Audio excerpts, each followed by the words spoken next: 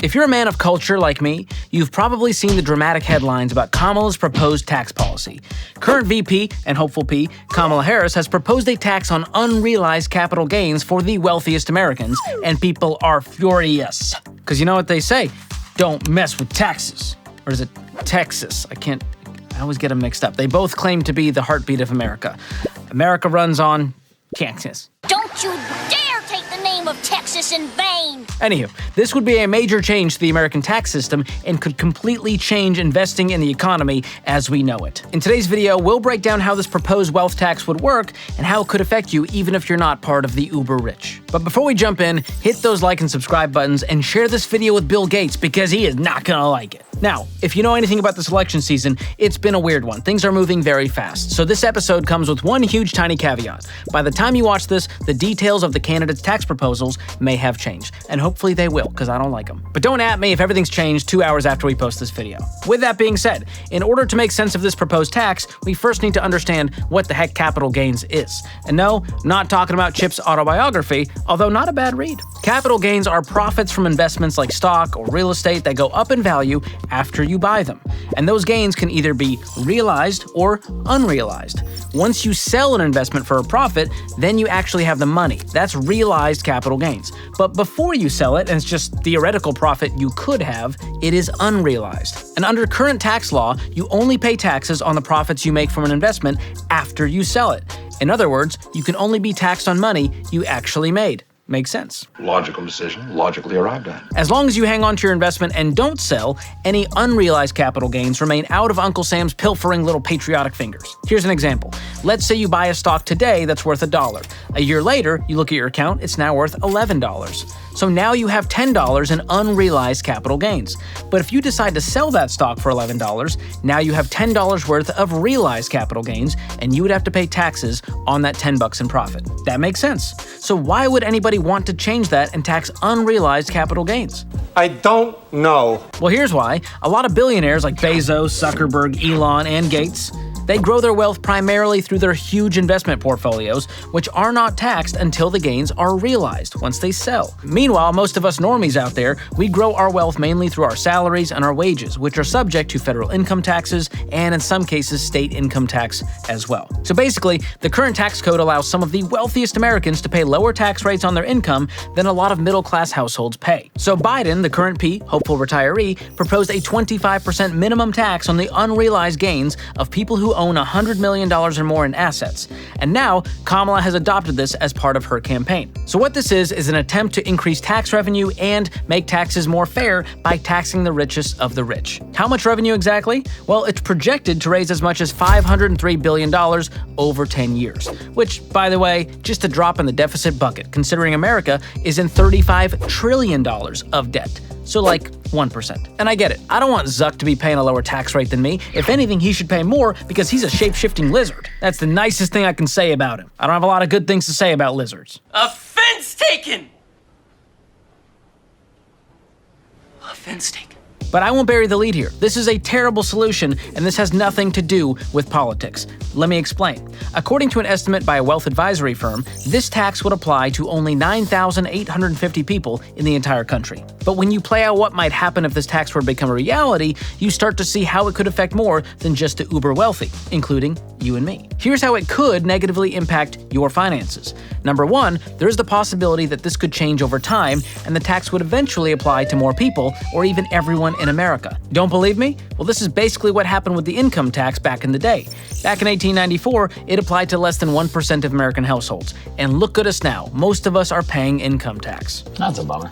Okay. Of course, we can't predict the future, but it's not hard to imagine this expanding to affect more and more people over time. Number two, there's the possibility of negative ripple effects. Take, for example, the stock market. If wealthy investors have to pay a hefty tax bill on the money they never saw, well, they've got to find that money elsewhere to pay the bill, which means they might have to start selling off a bunch of stocks to pay the tax bill, which could lead to increased volatility in the stock market, which means your 401k doing this. And if the tax caused enough investors to shy away from stocks altogether, that could lead to a huge drop in stock prices, which would affect anyone with a retirement account or investment account. And this tax could also have a negative impact on the economy as a whole. See, a lot of businesses rely on money from investors to start up, expand, and innovate. And if you make investing less attractive, you're probably going to get less of it, which could mean fewer new businesses, less innovation, and fewer new jobs, which could affect you. It could also affect the housing market, because just like stocks, real estate could also be subject to this tax. If it leads to less real estate investment, we could see lower demand and potentially lower home values. That lower demand could lead to fewer new builds, which could affect the construction industry. Plus, think about it. If super wealthy real estate investors take a big tax hit, they would likely try to pass that cost on to their tenants through higher rent prices. No thank you. So the ripple effects could end up hurting way more than just 9,850 people. And while this is all hypothetical, it is a real possibility. Except the whole Zuckerberg's a lizard thing. That's not hypothetical, that is straight up thetical. And I was human. I am human, still. Now, I want to be clear, I'm not an economist. I'm just a boy standing in front of a bad tax policy, asking it to please don't. But as a personal finance guy, here's what I think. This plan might lead to short-term gains in tax revenue, but I think it would do some serious long-term damage to the economy. So should you be concerned? We'll get to that in a moment. But first, let me tell you about how Delete Me, one of our sponsors, can help you with something else that's concerning. You know all those weird, shady sites that sell your personal info for a profit? Well, those sites are a great way for spammers, scammers, and stalkers to get access to your data. All they gotta do is pay for it. But Delete Me finds and removes your info from hundreds of these sites, and they send you an easy-to-read report showing you what they did and how much time they saved you. They've saved me 44 hours already, which is more time I can spend researching the tax code. And let me tell you, Chapter 34, Subchapter A, real page-turner. So help protect yourself from the risks of online scams and data breaches with Delete Me. And right now, you can get 20% off by going to joindeleteme.com/George or by clicking the link in the description. And before we get back to tax talk, let's talk about your savings. Whether you're stacking cash for a used car, a down payment on a house, a trip to Magnolia Silo so Chip can sign your copy of his memoir, your money should be working for you. And for that, I recommend a high-yield savings account like the one offered by Laurel, one of the sponsors of today's video. Right now, your account balance earns 4.8% APY. Plus, there's no minimum balance required to open an account, your deposits are FDIC insured, and there's no hidden fees. And if you want to talk to a real human being, Laurel has got those too. Their premium care team will take premium care of you.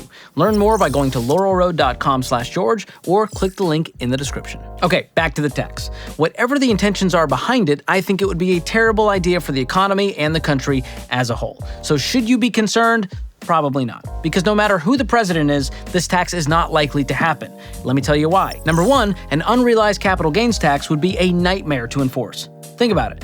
Thousands of taxpayers would need to evaluate all of their assets every single year. And you can't put a price tag on my Pog collection. All right, I've got some heirloom holographic slammers that are PSA 10 grade. Don't mess with me. He's so cool.